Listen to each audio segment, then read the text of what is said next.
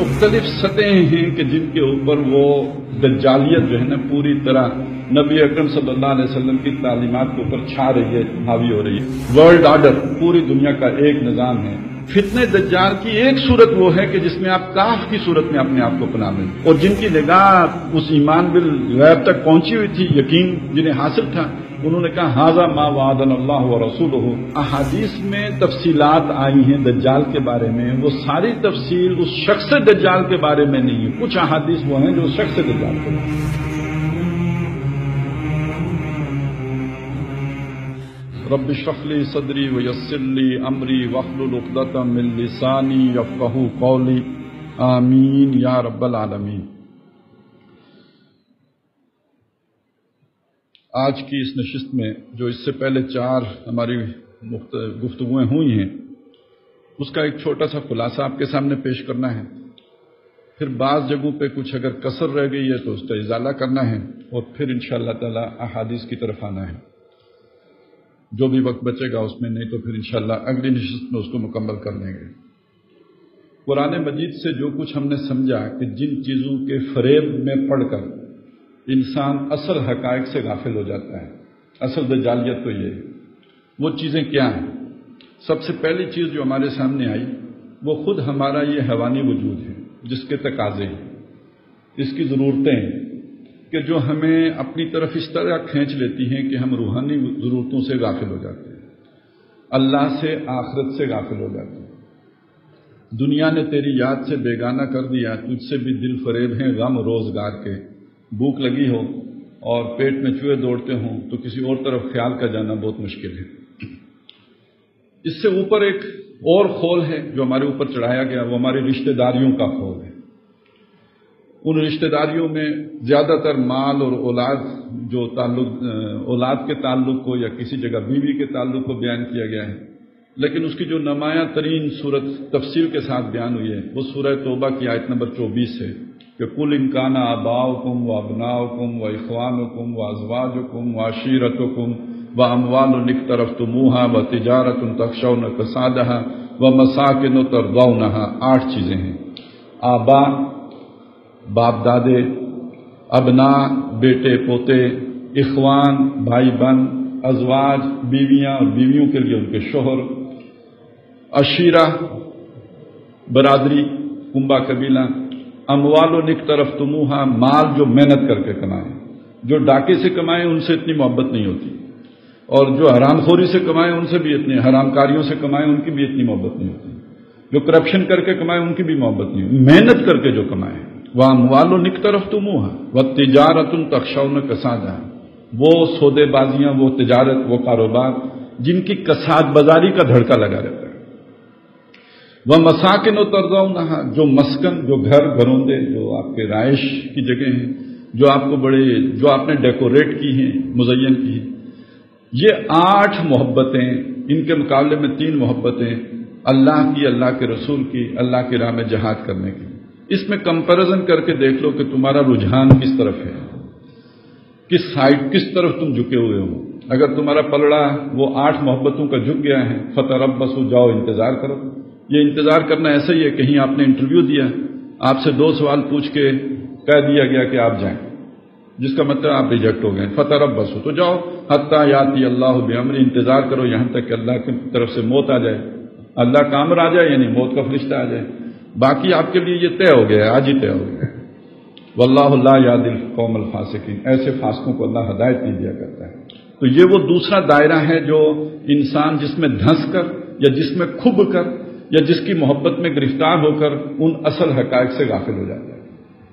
اس کے اوپر تیسرا دائرہ تب آیا کہ جب ہمارا سماج ترقی کر کے آگے بڑھا، اور برادری ہی نہیں، اس نے ایک باقاعدہ قبیلے کی اور قبیلے کی منظم جو رسومات اور رواج اور جو وہاں کے رجحانات، اب اس کنجے میں وہ کسا گیا، اس سے وہ باہر نہیں نکل سکتا۔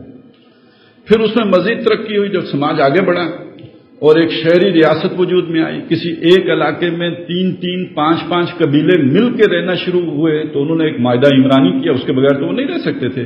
میرا رواج اور میرے قبیلے کا، آپ کے قبیلے کا رواج اور، ہم قتل کی سزا کچھ دیتے ہیں، آپ قتل کی سزا کوئی اور دیتے ہیں، تو بامی معاہدہ کرنا پڑے گا نا کہ میرا چور آپ کے ہاں چوری کرتے ہوئے پکڑا گیا تو کیا سزا دیں گے، آپ کا چور یہاں پکڑا گیا کیا کریں گے.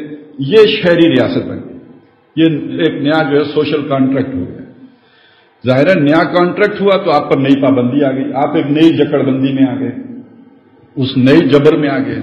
جتنا آپ کا آزادی کا دائرہ سمٹنے لگا اتنا ہی آپ عمل کرنے میں مجبور ہوتے چلے گئے. تو اب آپ نے اللہ کی ماننی ہے یا قبیلے کی ماننی ہے، ٹکراؤ آ گیا. یہ مزید بڑھ گیا جب ایمپائرز بنی، بڑی بڑی اسٹیٹس وجود میں آئی. اور آج جس دور میں ہم رہ رہے ہیں یہ گلوبل ولیج کا دور ہے. عالمی جو ہے وہ ایک ورلڈ آرڈر، پوری دنیا کا ایک نظام ہے. اور اس کی میں نے آپ کو 3 بڑے بڑے پرت دکھائے تھے. 3 پردے ہیں یا 3 لیاف ہیں یا 3 دجال کی وہ جو ہے نا وہ تہیں ہیں جو ہمارے سامنے آئی تھی. سماجی نظام، معاشی نظام، سیاسی نظام. آج ہمارا سیاسی نظام حاکمیت انسان کے فلسفے پر قائم ہے. اس سے آگے جو ہے معاشی نظام ہے وہ ذاتی ملکیت کے اصول پر قائم ہے. سماجی سطح پر انسان کو حیوان سمجھ کے بہرحال اس کا ایک جو بھی نظام بنایا گیا ہے جس کا لب لباب یہ ہے کہ مرد اور عورت بالکل برابر ہیں، ایکول ہیں، شانہ بشانہ ہیں، کوئی ان میں امتیاز اور فرق و تفاوت نہیں ہے. یہ وہ 3 طے ہیں جن کا فساد پوری دنیا میں پھیل چکا ہے. ظہر الفساد فی البر والبحر بما کسبت ایدی الناس. اور یہ ساری چیزیں خوبصورت سلوگنز کے ساتھ ہیں، زینا مزین کی ہوئی چیزیں ہیں. اور وہ میں نے آپ کو چند علامات بتائی تھی، نام لے کے بتایا. روشن خیالی اچھا نام ہے، معنی اس کا بڑا کبھی ہے. جمہوریت بہت ہی اچھا خیال ہے، اچھا آئیڈیا ہے، لیکن یہ کہ تو نے دیکھا نہیں مغرب کا جمہوری نظام، چہرہ روشن اندرون چنگیز سے تاریک تر. یہ دجل ہے، یہ فریب ہے جس میں کہ انسان کو الجھایا گیا.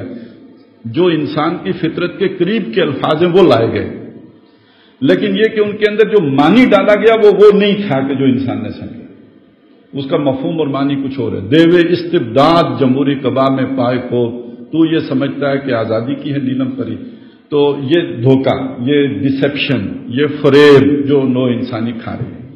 تو یہ 3 طے ہیں ہمارے سامنے آ گئے. میں نے عرض کیا تھا کہ جو محمد رسول اللہ صلی اللہ علیہ وسلم نے نظام قائم کیا تھا تو وہ سب سے پہلے وہ سیاسی نظام ختم ہوا، اس میں آلائشیں آئیں، پھر معاشی نظام میں تبدیلی آئی. آج جس دور میں ہم جی رہے ہیں ہمارا ایک نیا جو ہے وہ سماجی نظام تشکیل پا رہا ہے، بہت حد تک تشکیل پا چکا. جو کوئی ریموٹ ایریاز بچے ہوئے تھے وہاں آپریشنز کے نام پر کسی اس سے وہ سب اس گلوبل تہذیب کے جو ہے نا اس کے اندر جکڑے جا رہے ہیں. کہیں زلزلے میں امداد کے نام پر ہو رہا ہے، کہیں پہ آپریشن کر کے لوگوں کو کیمپوں میں جمع کر کے جو سوشل انجینئرنگ پروگرام چل رہے ہیں، این جی اوز کی مدد سے بھی چل رہے ہیں، اور ڈسٹرکشن کر کے بڑے پیمانے پر. تو وہ سوشل انجینئرنگ پروگرام پوری دنیا میں آپ نے خاص طور پہ نوٹ کیا ہوگا کہ دنیا میں جہاں بھی ریموٹ ایریاز ہیں اور قبائلی علاقے ہیں وہاں آپریشن ہو رہے ہیں. بہانہ کہیں کوئی بھی ہو لیکن وہاں آپریشن ہو رہے ہیں. اور وہ ایک ہی طرح کا اس کی نوعیت ہے کہ سب لوگوں کو ایک جگہ جمع کرو، ان کو ریفیوجیز بناؤ، وہاں کیمپنگ ہو. اب وہاں جو ایجوکیشن ہو رہی ہے وہ ابھی ہمیں نہیں معلوم، وہاں وہ کیا نئی سیٹنگ ہو رہی ہے وہ آپ کو نہیں معلوم. لیکن یہ کہ بہرحال انٹرنیشنلی آپ کا ایک پروگرام چل رہا ہے، سوشل انجینئرنگ پروگرام ہے. اسی کے تحت این جی اوز ہیں، اسی کے تحت آپ کا نظام تعلیم ہے، اسی کے تحت آپ کے ہاں 18ویں ترمیم آئی ہے جس میں صوبے اب خود مختار ہو گئے ہیں کہ انہوں نے اپنا جو بھی نصاب تعلیم ہے وہ خود مرتب کریں گے. اب وہ نصاب تعلیم مرتب کیسے کریں گے؟ ان کو ساری تعلیمی اخراجات این جی اوز دیں گی. تو ان کے وہ جو بورڈ ہیں جنہوں نے بنانے ہیں وہ نصاب تعلیم، اس میں وہ این جی اوز کا انفلوئنس ہے. وہ پنجاب میں بھی یہی ہوگا، کے پی کے میں بھی ہوگا. یہ بدلا ہوا پاکستان. تو یہ مختلف سطحیں ہیں کہ جن کے اوپر وہ دجالیت جو ہے نا پوری طرح نبی اکرم صلی اللہ علیہ وسلم کی تعلیمات کے اوپر چھا رہی ہے، حاوی ہو رہی ہے. یہ آخری سطح بچی ہوئی تھی جہاں تک وہ پہنچ رہی ہے. اس سے اب ایک چیز جو خاص طور پہ رہ گئی تھی وہ ہے کہ جو سورہ کہف ہے جس کو یہ کہا گیا کہ یہ دجال سے پناہ اور فتنہ جو ہے دجال کا اس سے بچت کا ذریعہ بنے گی. تو اس پہ اگرچہ کہ میں نے یہ بات بیان کر دی تھی کہ تاریخی طور پر اس دور کا آغاز ہوا ہے رینائسنس موومنٹ سے، جو تحریک احیاء علوم ہے اور جو مغرب کی بیداری ہے. باوجود اس کے کہ اس بیداری کے پیچھے قرآن مجید کا حصہ ہے، لیکن یہ کہ بہرحال وہ بعد میں اس کو جو پر لگے ہیں تو وہ نبوت سے، رسالت سے، ہدایت سے، آسمانی وحی سے وہ بالکل ہی جو ہے لا تعلق ہو گئی اور گویا کانی ہو گئی۔ علوم جو دو ہیں، ایک علم وحی ہے اور ایک علم حواس ہے، دونوں کا ذکر آپ کو سورہ بقرہ کے 4 رکوع میں مل جائے گا۔ وَعَلَّمَ آدَمَ الْأَسْمَاءَ كُلَّهَا، یہ علم بالحواس ہے۔ اور ایک علم وہ ہے جو ضرورت کے مطابق وحی کے ذریعے سے آتا رہا، جس لیول پہ انسان ہوتا رہا، وہ قبیلے کے لیول پر ہے تو اس کے مطابق، وہ برادری کے لیول پر ہے تو اس کے مطابق، وہ شہری ریاست کے لیول پر ہے تو اس کے مطابق، اور وہ اگر اسٹیٹ کے لیول پر آ گیا تو اس کے مطابق وہ علم آتا رہا۔ فَإِمَّا يَأْتِيَنَّكُم مِّنِّي هُدًى فَمَن تَبِعَ هُدَايَ فَلَا خَوْفٌ عَلَيْهِمْ وَلَا هُمْ يَحْزَنُونَ، وہ علم بالوحی ہے۔ اس مومنٹ کا نتیجہ کیا نکلا؟ جو یورپ میں پروان چڑھی وہ یہ نکلا کہ اس انسان نے علم بالوحی سے آنکھ بند کر دی اور علم بالحواس پر اس نے فوکس کر دیا، تو یہ گویا اس میں ایک کانا پن آ گیا، ایک آنکھ کھلی ہے، دوسری آنکھ بند ہو گئی۔ میں نے اسے بیلنس بھی کر دیا تھا۔ دوسری طرف کیا ہوا کہ جن کی وحی والی آنکھ کھلی ہے، علم بالوحی کی یا نقل کی، انہوں نے عقل والی آنکھ بند کر دی۔ تو یہ جو دو انتہائیں پیدا ہو گئیں، ایک کی دائیں آنکھ کانی، دوسری کی بائیں آنکھ کانی، آج دنیا ان کے ٹکراؤ کا مزہ چکھ رہی ہے۔ اس وقت جو پوری دنیا میں جو جنگ ہو رہی ہے، یہ دو کانوں کے درمیان ہو رہی ہے، ایک کی دنیا کی آنکھ کانی، دوسری کی جو ہے وہ آخرت کی آنکھ کانی۔ یہ ہے جو تہذیب جو اس وقت ہمارے سامنے موجود ہے۔ لیکن اس کے بارے میں جو اس حد تک تو تفصیل آئی تھی، لیکن جو بات رہ گئی تھی وہ یہ کہ مولانا مناظر احسن گیلانی رحمۃ اللہ علیہ، انہوں نے اس سورہ کہف کو لے کر ایک تفسیر لکھی ہے، سورہ کہف کی، التذکیر بسورۃ الکہف کے عنوان سے، اور اس میں انہوں نے جب یہ خاص طور پہ مغربی اقوام کا سیلاب آیا ہے تو گویا ان کی نظر میں دجالی تہذیب پورے عالم پر چھا گئی، وہ اسے یاجوج و ماجوج کا سیلاب بھی قرار دیتے ہیں۔ یہ سارا جو غلبہ ہوا ہے مغرب کا، ان کی نظر میں یہ یاجوج ماجوج کا غلبہ ہے اور دجالی تہذیب کا غلبہ ہے۔ اس کے مقابلے میں جو ریزسٹنس ہوئی ہے مسلمانوں نے کی، ابتداءً آخر میں ہندوستان میں مسلمانوں کے ساتھ ہندو بھی شامل ہو گئے۔ 1857 کی جو جنگ آزادی ہے اس میں ہندوؤں نے بھی مسلمانوں کا ساتھ دیا، لیکن 1857 سے پہلے ساری مزاحمت کی تحریک صرف مسلمان چلاتے ہیں، کوئی ہندو کی اس کے اندر کوئی پارٹیسپیشن نہیں ہے۔ بات سمجھ میں بھی آتی ہے کہ ہندو سے تو کوئی آزادی نہیں چھینی تھی، وہ پہلے ہی مسلمانوں کے زیر نگی تھا، اس کے ماسٹر بدل گئے تھے، مسلمانوں کی جگہ پہ انگریز آ گئے، تو اس کے لیے تو مسئلہ ہی نہیں پیدا ہوا، مسئلہ پیدا ہوا تھا مسلمانوں کے لیے، لہذا وہ مزاحمتی تحریک چلاتے رہے۔ بالآخر 1857 میں جا کے تو ہندو بھی ساتھ شامل ہو گیا، لیکن دونوں مل کے بھی ناکام ہو گئے، اور دوبارہ جو ہے وہ پوری طرح انگریز کا صحیح معنوں میں تو اقتدار قائم ہی 1857 کے بعد ہوا، باقاعدہ قانونی اقتدار ان کا، بادشاہ کا خاتمہ ہوا اور ملکہ برطانیہ کے تابع ہو گیا ہندوستان 1857 کے بعد۔ اس کے بعد احساس ہوا امت کے سوچنے سمجھنے والے عناصر کے اندر کہ ہم انگریز کا مقابلہ نہیں کر سکتے، یعنی دجال کا مقابلہ نہیں کر سکتے۔ نتیجہ یہ نکلا کہ 1867 میں دارالعلوم دیوبند کی بنیاد رکھی گئی، اور مولانا مناظر احسن گیلانی رحمۃ اللہ علیہ کا تھیسس یہ ہے کہ در حقیقت علماء نے کاف کی زندگی اختیار کرنے کا فیصلہ کیا، اور بہرحال اگر آپ غیر جانبداری سے اس تاریخ کا مطالعہ کریں، یہ ماننے پہ آپ مجبور ہو جائیں گے کہ ایمان بچا انہی کا جو اس تہذیب سے کٹ گئے۔ باقی جو کچھ علی گڑھ میں ہوا سچ تو یہ ہے، جس نیت سے بھی ہوا وہاں تو بہرحال نتیجہ یہی نکلا کہ اگر انگریز کھڑا ہو کے پیشاب کرتا ہے تو ضرور اس میں بھی کوئی حکمت کی بات ہوگی، اس میں بھی کوئی وزڈم ہوگا، اس میں بھی کوئی فائدہ ہوگا۔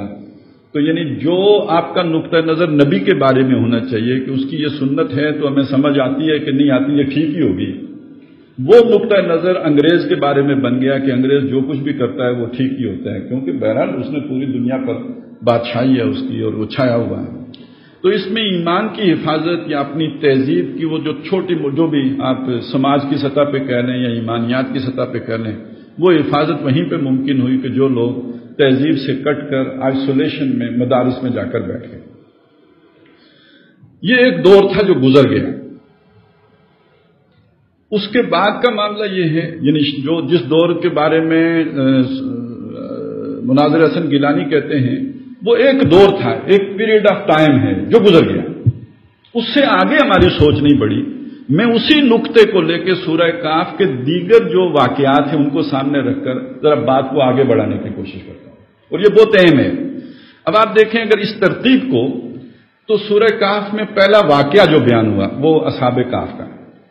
اس کے بعد جو دوسرا واقعہ بیان ہوا وہ دو آدمیوں کی بحث و تکرار کا ہے. ایک بڑا امیر کبیر آدمی ہے، انفلوئنشل، دوسرا ایک غریب مسکین، وہ جس کو کوئی پوچھنے والا نہیں، جوتیاں چٹکانے والا. لیکن یہ کہ وہ جوتیاں چٹکانے والا آنکھوں میں آنکھیں ڈال کر ایک ایسی بات اس سے منوانے کی کوشش کر رہا ہے جو عقل میں آنے والی نہیں، جو سمجھ میں آنے والی بات نہیں ہے، یعنی ان آواز کی سمجھ میں آنے والی بات نہیں، وہ اس سے منوا رہا ہے، لیکن اعتماد اس کا بڑا ہے. اس کے بعد ایک دور آتا ہے جو اور واقعات جو خاص طور پہ اس میں اہم ہے، وہ موسیٰ اور خضر کا واقعہ ہے.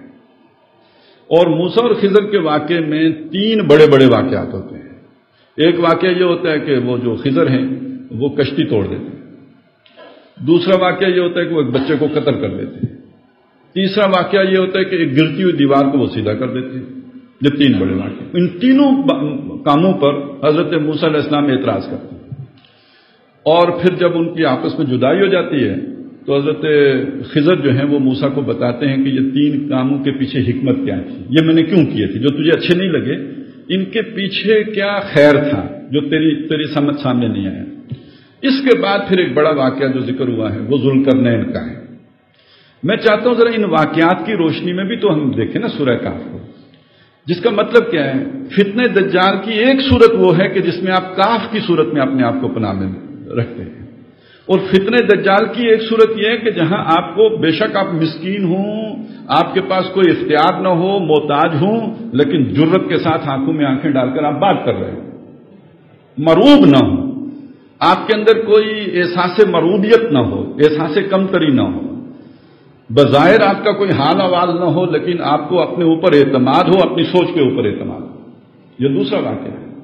تیسرا واقعہ کچھ ایسی انہونیاں ہو رہی ہیں جو آپ کی سمجھ میں نہیں آ رہی ہیں. اور چوتھا واقعہ یہ ہے کہ آپ کے پاس اقتدار ہے. ذوالقرنین کوئی شر کی علامت نہیں ہے، ذوالقرنین ایک خیر کی علامت ہے.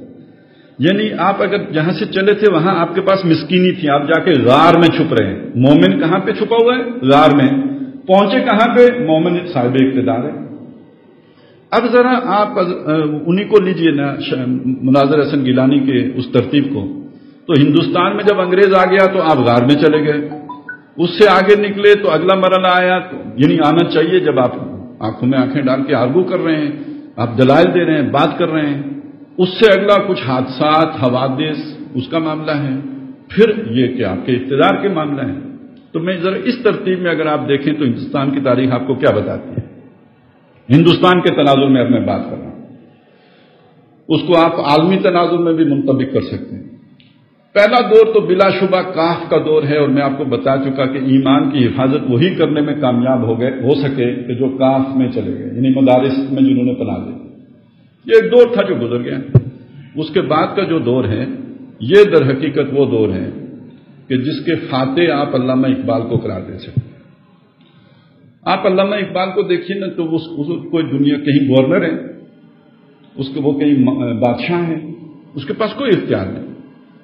لیکن یہ کہ جس طرح مغرب کی آنکھوں میں آنکھیں ڈال کے وہ کہہ رہا ہے کہ تمہاری تہذیب اپنے خنجر سے آپ خودکشی کرے گی، جو شاخ نازک پہ آشیانہ بنے گا ناپائیدار ہوگا. اب یہ بڑا سادی سی بات ہے بہت ہی، لیکن اس کو اگر ادھر اس آدمی کی بات کے ساتھ جوڑ کے دیکھیں، وہ جو دو بالوں والے کے ساتھ مکالمہ کر رہا ہے، ایک عام آدمی کہ جس کے پاس ککھ نہیں ہے، وہ کہہ رہا ہے کہ امید ہے کہ میرا رب جو ہے تیرے ان باغوں کو ویران کر دے اور مجھے ان سے بہتر باغ عطا کر دے. جو وہاں پہ بات بیان ہو رہی ہے بالکل ویسی نہیں لگ رہی. یہاں پہ تمہاری تہذیب اپنے خنجر سے آپ خودکشی کرے گی، جو شاخ نازک پہ آشیانہ بنے گا ناپائیدار ہوگا. اب ادھر ذرا دیکھیے سر سید احمد خان صاحب کو کہ وہ اس مروبیت میں، یعنی وہ بھی ایک دور ہے نا. یہ جو ہے ابھی آئنسٹائن کا دور نہیں شروع ہوا، یہ نیوٹن کا ایرا ہے.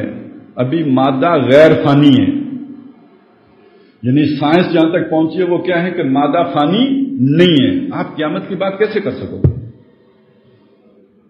سائنٹیفک مائنڈ کے سامنے قیامت کی بات آپ کیسے کرو گے؟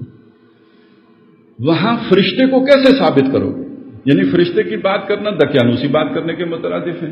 لہذا سر سید کو کہنا پڑا کہ یہ اصل میں مولوی صاحب کو سمجھ نہیں آئی، فرشتہ تو نیچرل فورسز کو کہتے ہیں. آپ جن کو کیسے ثابت کرو گے؟ آج بھی بہت سے لوگ کہتے ہیں یار کوئی جن وین نہیں ہوتا یہ وہ. تو پھر کیا کریں جن کا؟ آخر مسلمان بھی رہنا ہے. جن کو انگریز مان کے ہی نہیں دیتا، سائنس مانتی ہی نہیں جن کو، تو کیا کریں؟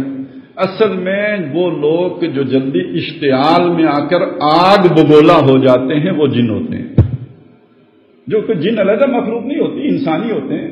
مشتعل مزاج لوگ جو ہوتے ہیں، جو ایک دم شعلہ جوالا بن جاتے ہیں اور آگ بگولا ہو جاتے ہیں غصے میں، یہ جنات ہیں. ایک توجہ ہوگی.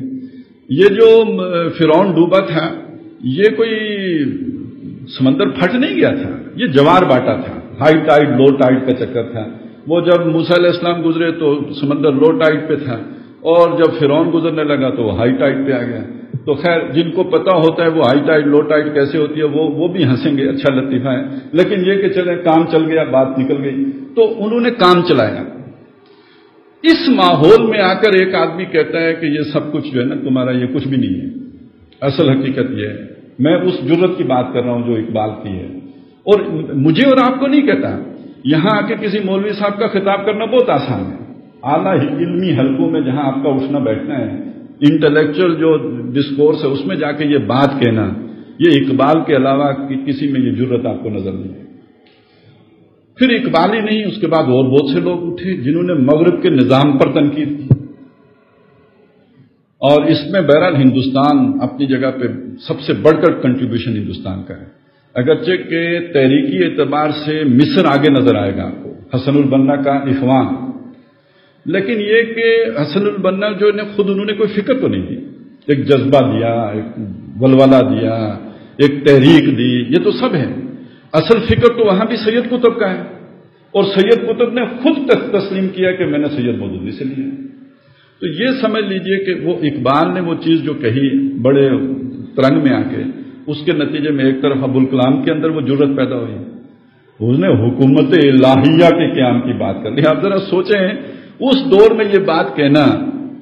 ایک اقبال ہی ہو سکتا ہے تا خلافت کی بنا دنیا میں ہو، پھر استوار لا کہیں سے ڈھونڈ کر اسلاف کا قلب و جگر، اور منہاج نبوت پہ جو قائم و خلافت اس دور سیاست کی یہی ایک دوا ہے، یہ اقبال ہی کہہ سکتا تھا. اور دوسری طرف یہ کہ ابوالکلام نے تو اس کا باقاعدہ عمل کا آغاز کر دیا. حزب اللہ بنائی، اللہ کی پارٹی. انگریز کے دور میں انگریز موجود ہے، اللہ کی پارٹی وجود میں لائی جا رہی ہے، اور اس پارٹی کے قیام کا مقصد کیا ہے؟ حکومت الہیہ کا قیام. جو صاحب بغاوت کی بات ہے یا نہیں؟ وہ 20 میں جب دوسری طرف مڑ گئے، کانگریس میں چلے گئے، تو 32 میں الجہاد فی الاسلام کتاب لکھ کے مولانا مودودی کھڑے ہو گئے. تو بہرحال وہ اس نظام کے مقابلے میں کچھ فقراء، جیسے وہ قرآن مجید نے ایک فقیر کا ذکر کیا، وہ اجنبی لوگ، فقیر لوگ ایک نئے نیریٹو کے ساتھ کھڑے ہوئے. یہ مکالمے کا آغاز ہے، یہ ڈائلاگ کا آغاز ہے، اور یہ یوں سمجھے مجادلہ ہے جو مغرب کے ساتھ کیا جا رہا ہے. اب اس کے بعد پھر ایک دور آیا ہے کہ جس کو اگر ہم موسیٰ اور خضر کی ملاقات کے تناظر میں دیکھیں تو حوادث ہو رہے ہیں. ان حوادث کو آپ یوں سمجھیں نا کہ ایک ہمارا ملک بن گیا، یہاں ایک تحریک کے نتیجے میں پاکستان وجود میں آ گیا ہے. اس کے پیچھے وہ ساری سوچ موجود ہے، پاکستان کا مطلب کیا، لا الہ الا اللہ بن گیا. لیکن یہ کہ یہ کشتی اس منزل کی طرف نہیں چل پائی جس کی طرف ہم اسے لے کے جانا چاہتے ہیں. ایک حادثے سے دو چار ہو گئی، پھٹا ٹوٹ گیا، آپ کے قطر میں 2 لخت ہو گئے، اور آپ کی جو ہے نا ذلت رسوائی، 93,000 فوجی قیدی ہو گئے، اور اس ہندو کے قیدی ہو گئے جس پر 1000 سال کے لگ بھگ آپ نے حکومت کی تھی. بڑی رسوائی کی بات ہے، ناک رگڑی گئی. تو یہ کشتی کے حادثے سے کمتر نہیں. دوسری بات جو میں کہتا ہوں وہ ہمیں جذباتی طور پہ بالکل اچھی نہیں لگتی میرے دوستوں کو، لیکن یہ کہ مجھے کہنے دیجیے، کوئی حرج نہیں ہے، آپ ذرا سن لیجیے کہ یہ جو ہمارے پڑوس میں طالبان کی حکومت قائم ہوئی تھی، اس میں بہت اچھائیاں بھی تھیں، بہت خوبیاں بھی تھیں، لیکن ان میں مطلق الانانیت بھی تھی. ان کے اندر دوسروں کو کچھ نہ سمجھنے والا معاملہ بھی تھا. یہاں تک کہ خود اپنوں کو بھی، مطلب اپنی اس جماعت کے علاوہ اس سے باہر اگر کوئی حکمت یار ہے تو ان کے ہاں اس کی کوئی کخ حیثیت نہیں. کوئی احمد شاہ مسعود ہے اس کو کوئی اپنے ساتھ ملانے کوئی سوچ نہیں ہے. جس نے آنا ہے تابع فرمان ہو کر آئے گا. برابری کی سطح پر ہم بات کرنے کے لیے تیار ہیں. باقی دنیا کے بارے میں بھی جو بھی وہ ایک جو ہمارا وفد گیا تھا 9/11 کے بعد ملنے کے لیے, تو وہ سوچ بڑی چھن کے اوپر آ گئی تھی کہ تم نے کوئی جنگ جیتی نہیں, ہم نے کوئی جنگ ہاری نہیں. تو ذرا وہ جو ایک اندر تھا وہ باہر نکل آیا. یہ جو ڈیورنٹ لائن کا مسئلہ تھا 99 سالہ پٹا جب ختم ہوا تو طالبان کے دور میں ختم ہوا. ان سے ایکسٹینشن کی جو ہے نا درخواست کی گئی, مسترد کر دی گئی. دوست تھے نا, یعنی ہم نہیں بنائے تھے, لیکن یہ کہ یہ انہوں نے کہا نہیں, افغان کہیں گے کہ تم نے اپنی زمین بیچ دی, ہم یہ معاہدہ جو ہے نا اس کو ایکسٹینڈ کرنے کے لیے تیار ہیں. وہ آج بھی پینڈنگ پڑا ہوا ہے. تو کہنے کا مطلب یہ کہ ان کے اندر تھوڑا وہ ایک بے رخا پن یا وہ ایک کھردرا پن بالکل ان کے اندر تھا. یہ کوئی مانے نہ مانے تھا. اور اپنا وہ جو ایک حنفیت اور دیوبندیت ہے وہ بھی بڑی شدت کے ساتھ موجود تھی. ان کے اندر وہ تحریکی اور احیائی جذبہ بالکل نہیں تھا. ایک مذہبی جو جیسے بسم اللہ کی گنبد میں بند ہونے والی بات ہے وہ بالکل ان کے اندر تھی. 98 میں میرا وہاں جانا ہوا. جلال آباد گورنر ہاؤس کی جو مسجد تھی اس میں ہم نے نماز پڑھی. صبح کے وقت وہاں فجر کی نماز میں کوئی وفد آیا ہوا تھا شمال سے, انہوں نے رفع یدین کیا. اس پہ لڑائی ہو گئی. یہ کسی محلے کی مسجد کی بات نہیں کر رہا ہوں, گورنر ہاؤس کی مسجد کی بات کر رہا ہوں کہ آپ نے رفع یدین کیوں کیا. تو بہرحال یہ وہ وہاں کے جو چیف جسٹس تھے, شاید یہ وہی صاحب ہیں جو اب وہاں کے امیر ہیں. تو ان سے ہم نے پوچھا کہ آپ نے شیعوں کے لیے کوئی علیحدہ جو ہے نا طلاق نکاح کے کوئی قوانین ہیں. انہوں نے کہا یہاں ظاہر شاہ کے دور میں اسے یہ فقہ حنفی ہے, شیعوں کو بھی وہی ماننی ہے. یہ ذہنیت تھی. اب اگر اس میں اس کو ذرا دیکھیں کہ وہ جو بچہ قتل ہو گیا, تو جب بعد میں وضاحت کی تھی موسیٰ کو انہوں نے, خضر نے, تو کیا بتایا تھا کہ ہمیں اندیشہ تھا کہ یہ بڑا ہو کے والد جو نیک ہیں اس کے ساتھ بے رخی برتے گا, اس کے ساتھ گستاخانہ رویہ اختیار کرے گا, تو ہم نے چاہا کہ اس کے بدلے میں اسے نیک اچھا صالح اولاد عطا کر دیں. تو اگر اس تناظر میں اس کو دیکھیں تو یہ ایک امید بھی ہے اس سے بہتر. اب اگر وہ واپس آئیں گے تو بہت کچھ سیکھ کے آئیں گے, اور جو خبریں آ رہی ہیں تو معلوم ہوتا ہے ہاں سیکھا ہے, انہیں پتہ لگا ہماری غلطیاں کیا تھیں. ہم جذباتی لوگ ماننے کے لیے تیار نہیں ہیں, جو اس ایکسپیرینس سے گزر رہے ہیں وہ مان رہے ہیں کہ ہماری غلطیاں کیا تھیں, وہ اسے ٹھیک کرنے کے لیے تیار ہو رہے ہیں. اب آئیں تیسرے واقعے کی طرف, دیوار سیدھی کرنے کا واقعہ. پوری دنیا میں اسباب جیسے ہوتے ہیں اسی طرح کام ہوتے ہیں, لیکن ایک ملک دنیا میں ایسا ہے جو جس کے ہم باسی ہیں کہ یہاں اسباب سے ہٹ کر بھی بہت کچھ ہوتا ہے. یہ آپ کی تاریخ ہے کہ یہاں شاید ہی کوئی حکمران آیا ہو جو ملک کے ساتھ مخلص ہو, جس نے اسے لوٹا کھسوٹا نہ ہو. روس میں ایک گورباچوف آیا ٹوٹ گیا, اس کے حصے بکھرے ہو گئے. یہاں گورباچوف ضرب 10 ہر کوئی آیا, ملک پھر بھی سلامت ہے. تو یہ تو آیت اللہ ہے, ہر کوئی مٹانے کی فکر میں رہ نہیں مٹا. ابھی آپ کو پتا ہے آپ پہ قرضے اتنے نہیں ہیں جتنے ایک ایک آدمی کی دولت باہر جمع ہے. جو معلوم ہے, جو نہیں معلوم وہ تو, جو معلوم ہے وہ تو ٹپ آف دا آئس برگ ہے, نہ معلوم تو اس سے زیادہ ہوگی. لیکن یہ کہ بہرحال ادھر ہی سے گئی ہے پھر بھی چل رہا ہے. اچھا صرف اتنا ہی نہیں, دنیا واقعی مخالف ہے, اس لیے کہ آپ کا نظریہ ہی وہ ہے کہ جو دنیا کو قابل قبول ہی نہیں, لا الہ الا اللہ اور یہ, اور آپ کی آئین کے اندر جو کچھ ہے. تو ہر بار بار یہ نظر آیا کہ اب گیا کہ تب گیا, اب گیا کہ تب گیا, جیسے اب بھی نظر آتا ہے. لوگ کہتے ہیں حالات بہت خراب ہیں, ہماری اکنامک صورتحال بڑی خراب ہے, فلانا ہے ڈنگڑا ہے, لیکن ہر بار ایسا کچھ ہوا. کوئی 9/11 ہو گیا کہ ہماری ضرورت وقت کے سرداروں کو پڑ گئی اور پھر کام چل پڑا. یعنی اس کو منور مرزا صاحب یوں بیان کرتے تھے کہ ایسا ہوتا ہے کہ پاکستان الٹا ہو جاتا ہے تو اللہ تعالیٰ پاکستان کو سیدھا رکھنے کے لیے پوری دنیا کو الٹا کر دیتا ہے تاکہ یہ سیدھا نظر آئے. اور بانی تنظیم اسلامی ڈاکٹر اسرار اس کو یوں کہتے تھے کہ ایسا ہوتا ہے کہ چلتے چلتے میز سے جب گرنے لگتا ہے اللہ تعالیٰ پورا میز گھما کے پھر اس کے لیے رستہ چلا دیتا ہے کہ چلو چلتے رہو. یہ بالکل وہ دیوار سیدھا کرنے والی بات ہوگی. لیکن اس سے یہ سمجھ لینا کہ ہم نے کوئی اچھے کام کیے یہ بالکل دوسری بات ہے. دیکھیے اب یہ نقطہ ہے جس کو سمجھانے کے لیے میں نے بات رکھی تھی تکوین کی اور تشریح کی. یہ جو موسیٰ علیہ السلام کا کردار ہے یہ تشریح کردار ہے, اور یہ جو خضر کا کردار ہے یہ تکوینی کردار ہے. اب اس کی وضاحت میں یوں کروں کہ اگر موسیٰ بچہ مار دیتے تو مجرم ہوتے، خضر نے مار دیا تو کوئی بات نہیں، خضر تو معمور اس کام پہ۔ اللہ فیصلے کس کے نافذ ہو رہے ہیں؟ اللہ کے ہو رہے ہیں۔ اللہ کے فیصلے نافذ کون کرتا ہے؟ کوئی فرشتہ کرتا ہے جو ہمیں نظر نہیں آتا۔ ہمارے سامنے ایک واقعہ ہوتا ہے، وہ اسباب کے اندر ہو رہا ہوتا ہے، ہمارے سامنے وہ بچہ جب مرا ہوگا تو وہ سمجھے چھت سے گرا یا کچھ ہوا، وہ مر گیا، وہ موسیٰ دیکھ رہا تھا کہ گرا نہیں، اس کو پیچھے سے کسی نے دھکا دیا، ہمیں نہیں نظر آئے گا، ہمارے سامنے وہ حادثہ ہوا، اس کے پیچھے خدائی فیصلہ جو نافذ کر رہا ہے وہ کوئی خضر کا ہاتھ ہے جو نافذ کر رہے ہیں۔ وہ کچھ دن موسیٰ وہ دیکھتے رہے، ان کو ہر ایک پہ اظہار ناراضگی کرتے رہے۔ تو اس میں جو چیز نمایاں ہو کے ہمارے سامنے آئی وہ کیا ہے کہ جو اللہ نے جس کو جس کام پہ مامور کیا، فرشتے کو، وہ اپنا کام کرے گا، وہ تکوینی حاکمیت اللہ کی نافذ کرے گا۔ انسان کا کام یہ ہے کہ جو تشریعی طور پر وہ اسے دیکھے اس کے مطابق بات کرے، جیسے حضرت موسیٰ علیہ السلام معاہدے کے باوجود اعتراض کرتے رہے اور بتاتے رہے یہ تم نے غلط کیا، یہ صحیح نہیں کیا، یہ اس طرح نہیں ہونا چاہیے تھا۔ یہ ہے ایک انسان کا کام۔ اب اس کا ایک پہلو اور ہے اگلا کہ بعض اوقات وہ کام انسان کے ہاتھوں ہو رہا ہوتا ہے۔ ایک آدمی ہے، اس کا قتل ہونا ہے، وہ کوئی انسان قتل کر رہا ہے، کوئی قابیل کسی حابیل کو قتل کر رہا ہے، فیصلہ اللہ کا ہے، اللہ کا فیصلہ نہ ہوتا یہ نہ ہو سکتا۔ لیکن یہ جو قابیل کر رہا ہے اس کو ہم خضر کے کھاتے میں رکھیں گے؟ نہیں، قابیل مکلف تھا تشریع کا، خضر والا کام اس کے ذمہ نہیں ہے۔ یہ اگر وہ والا کام کرے گا تو یہ قابل گردن زدنی ہے، قصاصاً قتل ہوگا، اور آخرت میں وہ 4 سزائیں اس کے لیے، اللہ کا اس پر غضب ہوگا، ہمیشہ دوزخ میں رہے گا، لعنت ہوگی۔ وہ جو 4 سزائیں آئی ہیں، من قتل مومنا متعمدا، جو کسی مومن کو جان بوجھ کر قتل کر دے گا۔ اب اس میں اگر کسی کو وہ دھوکہ یا فریب یا ڈسیپشن یا وہ جو کہا تھا میں نے کہ دجل ہو، تو وہ کیا ہوتا ہے؟ مثلا ہمارے ادارے ہیں، پلاننگ کرتے ہیں، سوچتے ہیں، وہ کہتے ہیں کوئی نہیں، پاکستان کو بچانے کے لیے طالبان کو مروا دیتے ہیں، تو یہ خضری کام ہے نا۔ خضر بھی خفیہ طور پہ کام کرتا تھا، ہم بھی خفیہ ادارے ہیں، لہذا ہم نے اگر یہ کام کر لیا تو ٹھیک ہے، یہ خدائی فیصلہ یہی ہے۔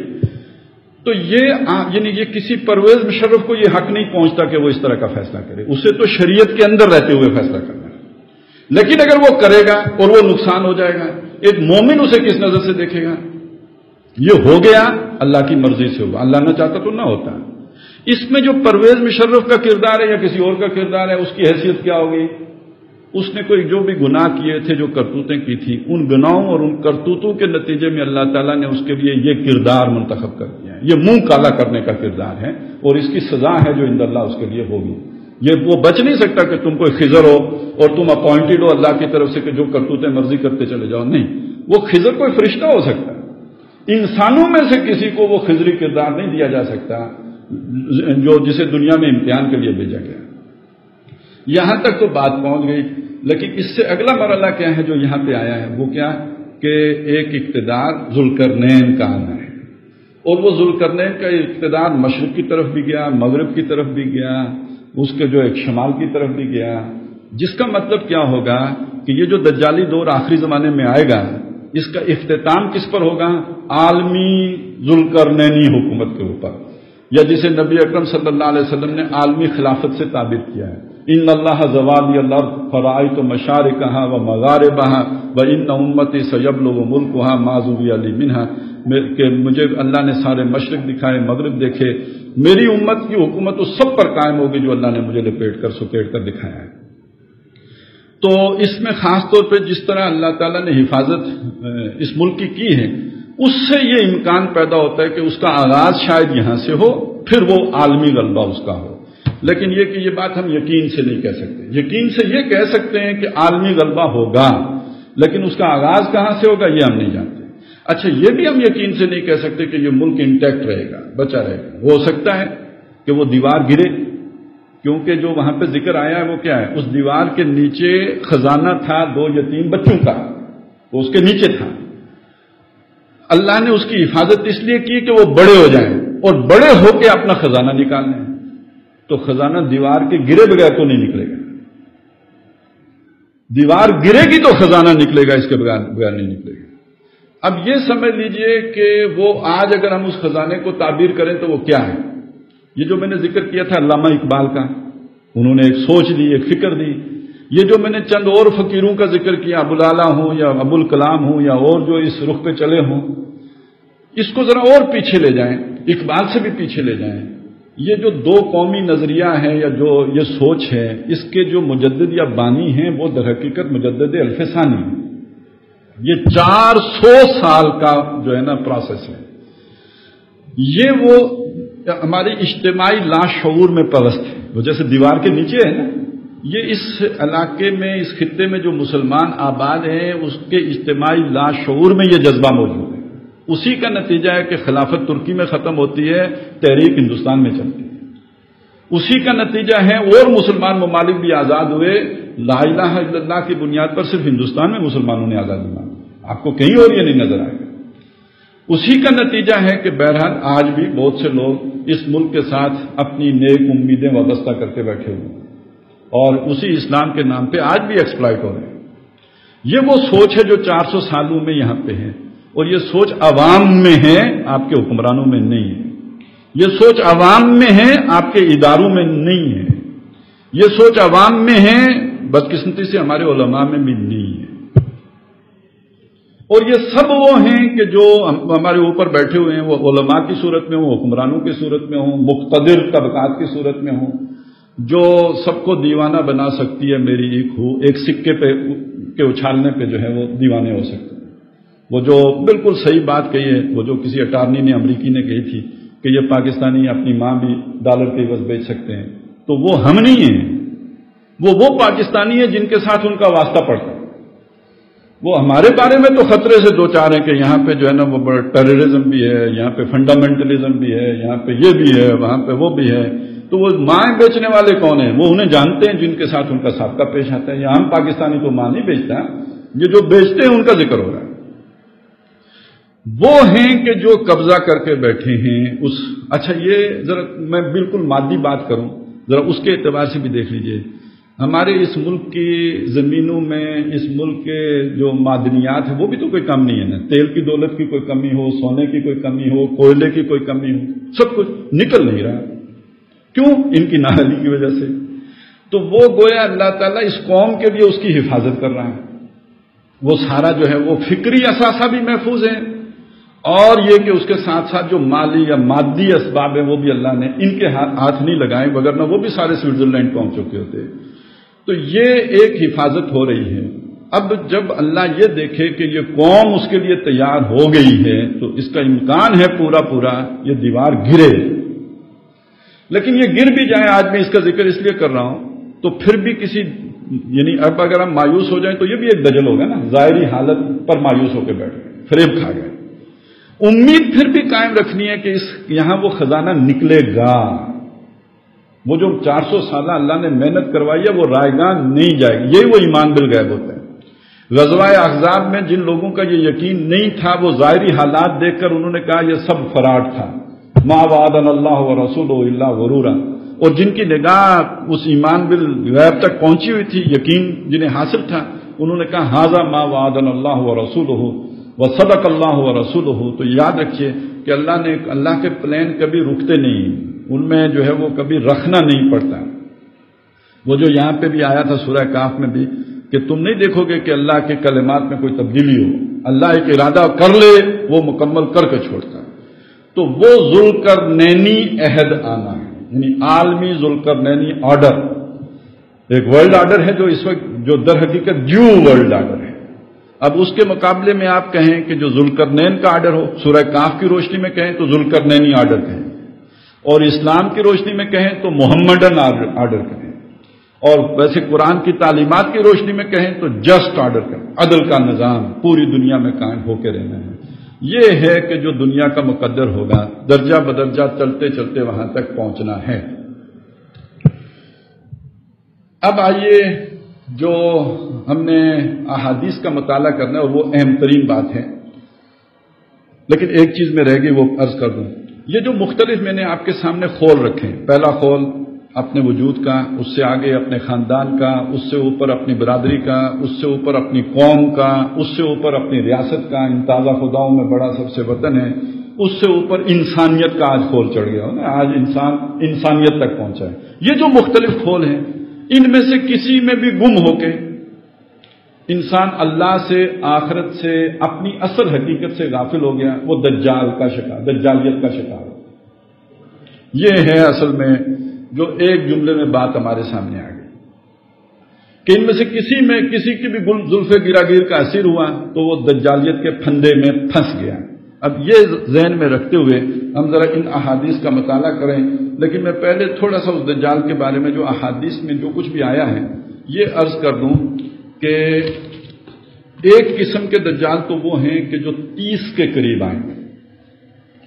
احادیث میں اس کا ذکر ہے 30 دجالون، 30 دجال ہوں گے، اور ان کے آخر میں ایک دجال وہ ہوگا جو المسیح الدجال ہوگا۔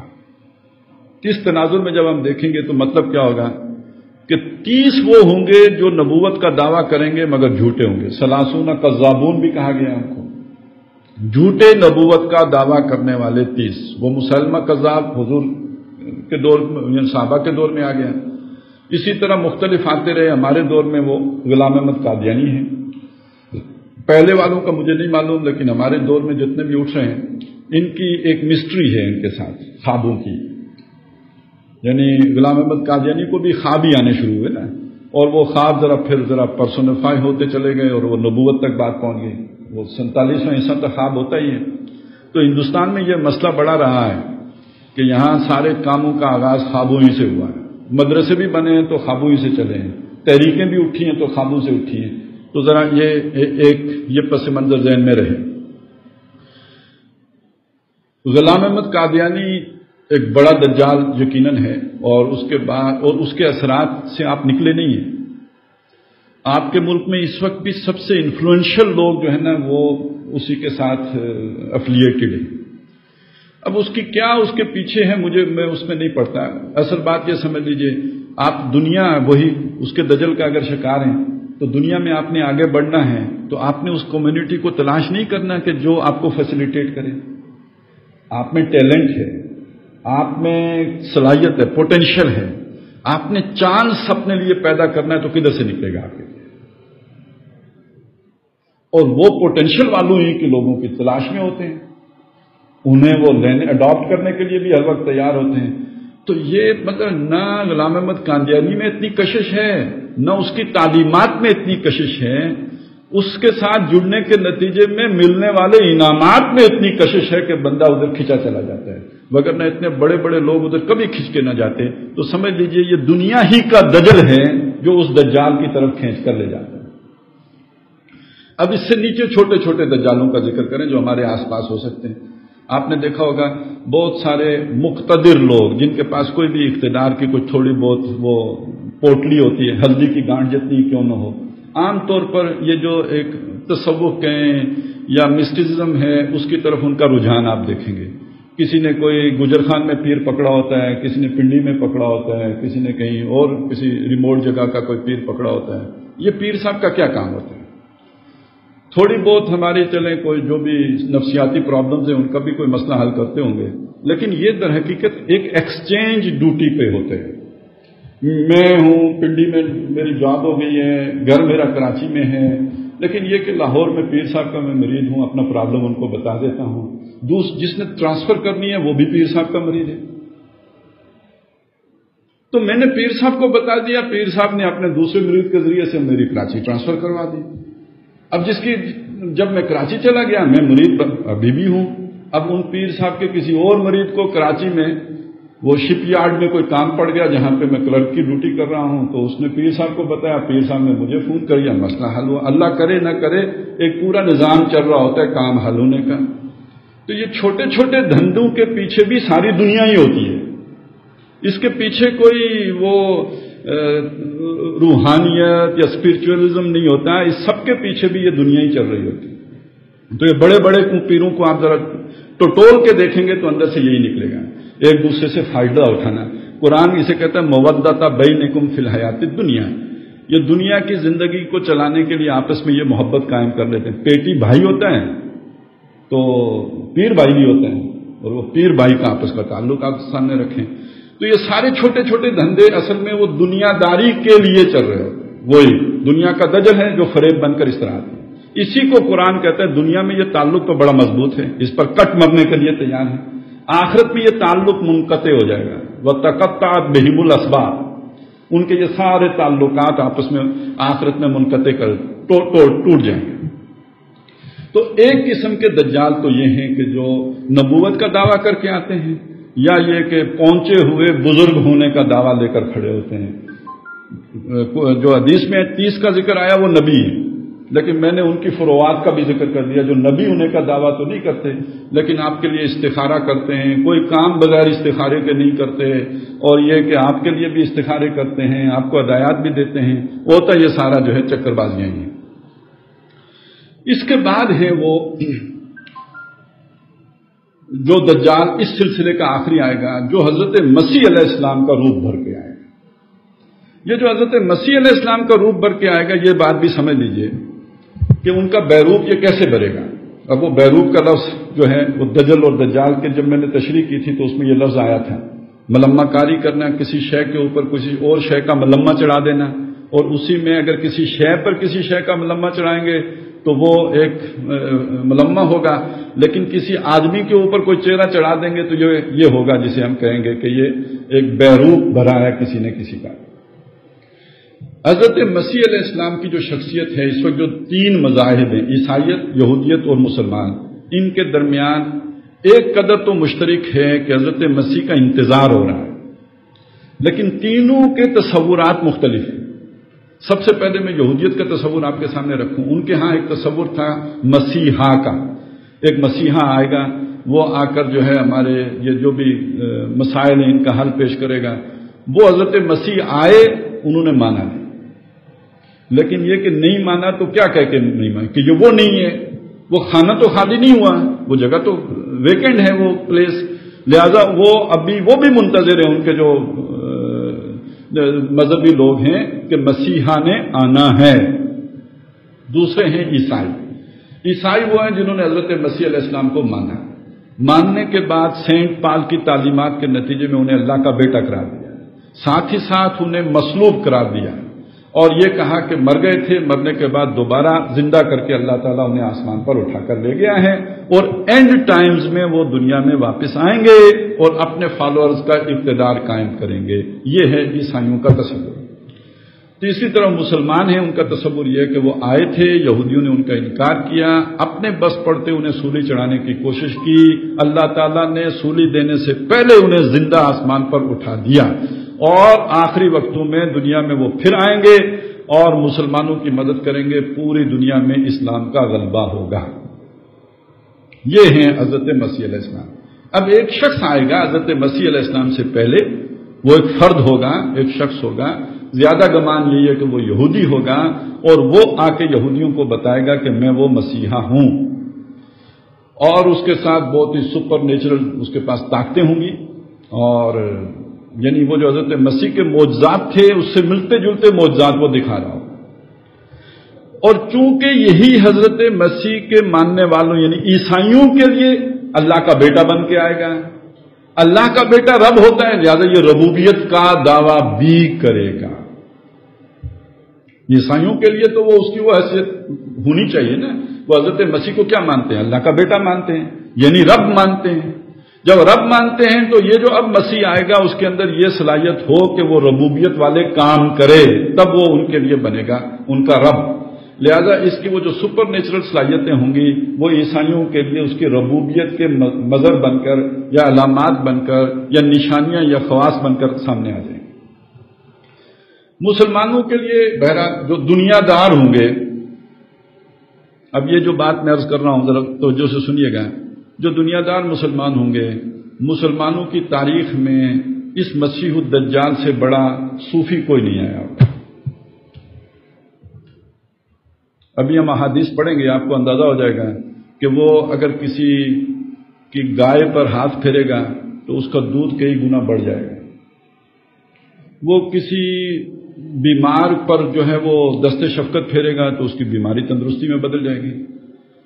میں ذرا آج ہی کی بات آپ کو بتاؤں، کتنے لوگ ہیں آپ کے سامنے، آپ نے سنا ہوگا اس طرح کی بات کہ جی وہ فلانی جگہ پہ کوئی بزرگ رہتے ہیں، ان کے ساتھ جنات ڈاکٹر ہیں، وہ جنات ڈاکٹر علاج کرتے ہیں، ہارٹ کا بھی آپریشن کرتے ہیں، وہ گردے بھی جو ہے وہ دھوتے ہیں، صاف کرتے ہیں، وہ ڈائلیسس بھی کرتے ہیں، یہ جنات ڈاکٹر یہ سارا کچھ کر رہے ہیں، اور لوگوں کی فوج در فوج ان ڈاکٹروں کے پاس جو ہے وہ جا رہی ہوتی ہے، بڑے نیک لوگ بھی ہم نے جاتے دیکھے ہیں، اور یہ کوئی ایک آدھ نہیں ہے، آگے پیچھے آپ کو بہت جگہوں سے اس طرح کی معلومات سننے کو ملیں گی۔ اب جب وہ خود تشریف لائیں گے جناب دجال اکبر، تو وہ تمام لوگ جن کے دلوں میں دنیا کی کچھ بھی محبت ہوگی تو دنیا تو وہ لٹا رہے ہوں گے، ان کی جنت ان کے ساتھ ہوگی، جو انہیں مانے گا اپنی جنت میں اسے داخل کر دیں گے۔ تو یوں سمجھیے کہ دنیا کے وسائل اس کے ہاتھ میں ہوں گے، ماننے والوں پر وہ لٹا رہا ہوگا، نہیں ماننے والوں کو وہ جو ہے وہ سزا دے رہا ہوگا، نقصان پہنچا رہا ہوگا۔ تو جس کے دل میں دنیا کی محبت ہے، جو اس دجالیت کا شکار ہے، جس کا نقشہ ہم نے قرآن کی روشنی میں سمجھا ہے، تو اس کا سب سے بڑا پیر کون بن جائے گا؟ صاحب کرامت بزرگ کون ہوگا؟ وہی بن جائے گا۔ تو اس فتنے کا شکار وہ ہو جائیں گے۔ یہ شخص دجال ہے۔ احادیث کے مطالعے سے ایک بات جو سامنے آتی ہے کہ شخص دجال کے علاوہ ایسا محسوس ہوتا ہے کہ دجال کی بعض صفات ایسی ہیں کہ جو آج ان کا انطباق ہم سائنس اور ٹیکنالوجی کی ترقی پر بھی کر سکتے ہیں، اور اس کی بعض صفات ایسی ہیں کہ جن کا پوری طرح انطباق اس وقت کی سپر پاور کے اوپر ہوتا ہے۔ تو ان ساری چیزوں کو دیکھتے ہوئے ہم یہ کہہ سکتے ہیں کہ جو احادیث میں تفصیلات آئی ہیں دجال کے بارے میں، وہ ساری تفصیل اس شخص دجال کے بارے میں نہیں ہے۔ کچھ احادیث وہ ہیں جو شخص دجال کے بارے میں، کچھ احادیث وہ ہیں جو پوری طرح امریکہ پر منطبق ہوتی ہیں، اور کچھ وہ ہیں جو ہماری سائنس اور ٹیکنالوجی کی جو ترقی ہوئی ہے اس پر ان کا انطباق ہوتا ہے۔ یہ جو میں کوشش کروں گا کہ احادیث کو ان کیٹیگریز کے اندر رکھ کر آپ کے سامنے پیش کروں، تو اس میں انشاءاللہ تعالی ان کی جو ایک ہے، یہ بڑا مشکل مضمون، یہ دجال والا احادیث کی روشنی میں اسے سمجھنا۔ ایک آخری بات عرض کر دوں، اس کی مشکلات کا اندازہ اسی سے لگائیے کہ دجال کے خروج کے بارے میں 2 جگہوں کا ذکر ملتا ہے حدیث میں۔ ایک یہ کہ خراسان سے نکلے گا، ایک یہ کہ شام کی گھاٹی سے نکلے گا۔ یہ اسی میں تطبیق کرنا بڑا مشکل ہو جاتا ہے۔ بہرحال مجھے تو یہ لگتا ہے کہ مسلمانوں کا دجال خراسان سے نکلے گا، جس سے مسلمان دھوکہ کھائیں گے، بڑا صاحب کرامت ہوگا، وہ ہو سکتا ہے کہ وہ وقتی طور پہ مسلمانوں کو فتوحات بھی عطا کرے، اور یہ یروشلم پر بھی مسلمانوں کا قبضہ ہو جائے، اور بظاہر جو ہمیں یہودی طاقت نظر آتی ہے اس کا کلا کما کر دے، لیکن بعد میں وہی پھر شام سے ایک نیا جو ہے علم دے کر کھڑا ہو جائے، اور وہ عیسائیوں کا بھی خدا بن کے آ جائے سامنے۔ تو وہ وقت ہوگا جو مسلمانوں کے لیے مشکلات کا آغاز کا ذریعہ باعث بنے گا۔ لیکن یہ کہ اس پر ہم انشاءاللہ بعد میں بات کریں گے، اور اس کا ایک بڑا گہرا تعلق جو سعودی عرب ایران کشمکش ہے اس کے ساتھ بھی جڑتا ہے۔ تو جب بات ہم نے شروع کی ہے تو چلیں کر ہی لیں گے۔